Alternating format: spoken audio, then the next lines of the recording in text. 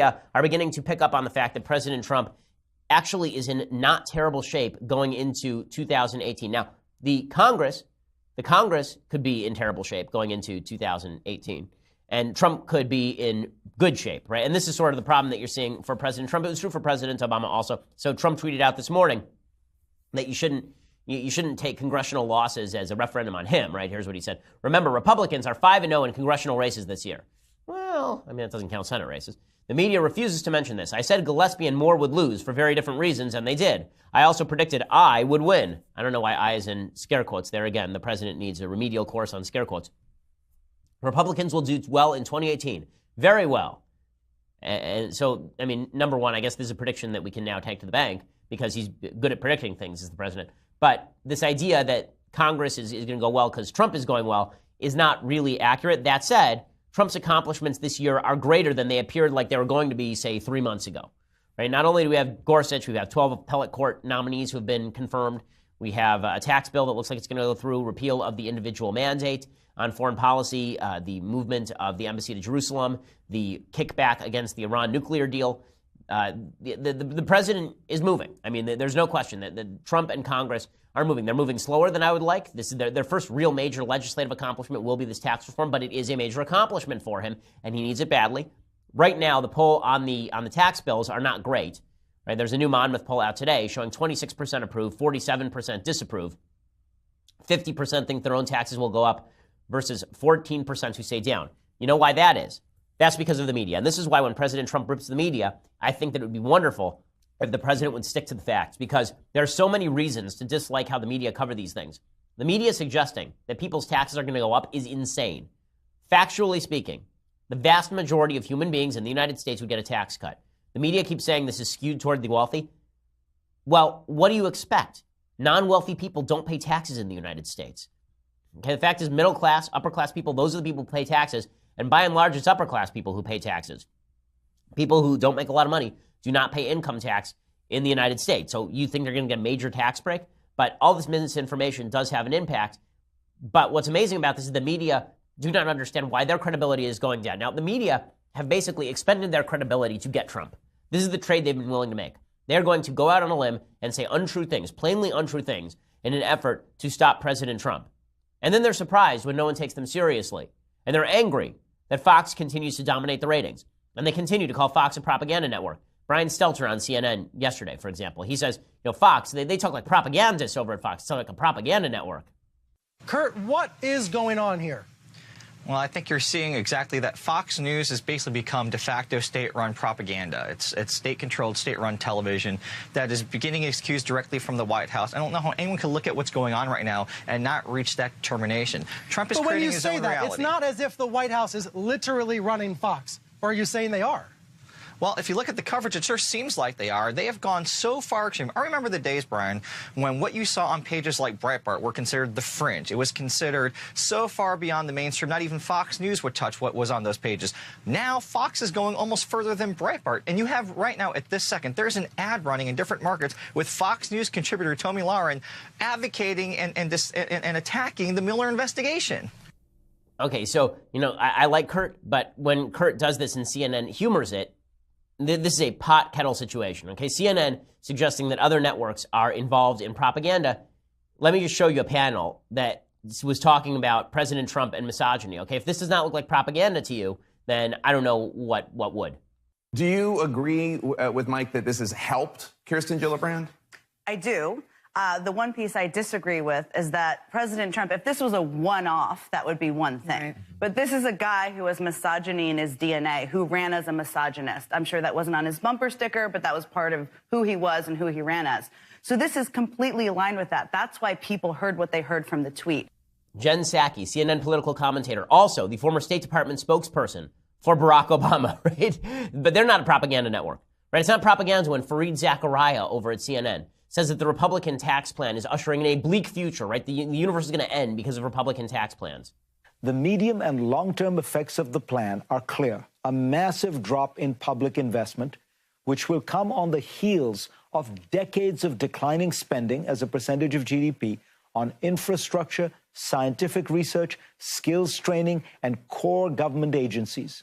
The United States cannot coast on past investments forever. And with this legislation, we are ushering in a bleak future. Really? We're ushering in a bleak future because I get to keep more of my own money? And I love this idea that we're going to stop spending. Where are the spending cuts? I'm missing the spending cuts. Okay, there are no spending cuts. This is one of the problems with the bill, right? I would prefer there be spending cuts. And this idea that, oh, well, we definitely need more money for infrastructure. We definitely need more money for scientific research, right? That's really where the cuts are happening here. What is he talking about? If there are cuts, those cuts are going to come in the form of Medicare or Medicaid or Social Security, right? That's where the real spending is occurring. It's not occurring in the off-brand spending categories.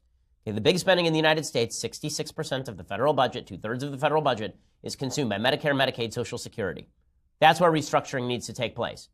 But you wonder why the media is losing credibility at the same time they're attacking the tax plan as the end of the world? Americans have a bad opinion of this because the media still has power. Now, this is one area where I think that the right is wrong. The right has been saying for years, well, we now have the upper hand. Nobody listens to the media anymore. People have stopped listening to the media on their character descriptions. When the media say that Trump is a racist, sexist, bigot, homophobe, all this stuff, the American people largely just ignore because they'll make their own judgment on that. But when it comes to the material in bills, the American people don't have time to read a 1,000-page tax bill, and they tend to take the talking points that they see on the TV. So if you just watch Fareed Zakaria, what you would assume is that the Republicans just cut spending by an enormous percentage, as opposed to cutting taxes by an enormous percentage. Because nowhere in there does Fareed Zakaria talk about what actually happens to your taxes. A tax plan is about tax reduction. Okay, a spending plan would be about spending reduction. There's nothing about spending in the tax plan. It just demonstrates, again, the left wants to say Fox is a propaganda outlet. Listen, Fox has its slant, but the media have their own slant, and President Trump is not wrong to knock the media's slant on all of this. The media have been imploding and destroying their own credibility on this stuff for quite a while, so it's not a tremendous shock to see that President Trump is surviving. And not only will he survive, it appears the Mueller investigation is not really going to go anywhere. If that happens, you're going to watch the media implode. And this sets up a serious problem for Democrats, a really serious problem for Democrats. Right? It sets up a problem that the Democrats have set up outsized expectations for their own party. Right? I mean, the entire Democratic base believes that Trump is on the verge of falling over. If you talk to a Democrat, it sounds like Trump is going to be impeached tomorrow, or Trump is going to resign tomorrow, or Trump is going to die tomorrow. Right? This is how Democrats talk. Keith Olbermann said this when he resigned. Well, my job is done because it turns out that President Trump is going to leave. Right? No, like they're talking this nonsense for a while, and they're making it sound as though they're on the verge of impeaching President Trump. But the truth is, they have no intention of doing any of those things. They're not going to impeach President Trump because it would not be politically beneficial for them to impeach President Trump. If they were to move against President Trump, Trump would actually gain in the polls, the same way that Bill Clinton gained in the polls in 1998 when the Republicans moved for impeachment. If they were to go after Trump unfairly, there would be a rally round the Trump effect. It's the opposite of what they want. And so the Democrats are now stuck between a rock and a hard place. They have been promising that Trump's agenda is going to fail. It's not. They have been promising that President Trump is going to leave office in ignominious disgrace. Not that he's not going to be reelected, but that he's going to have to resign due to financial impropriety, corruption, collusion with the Russians. That's not going to happen either.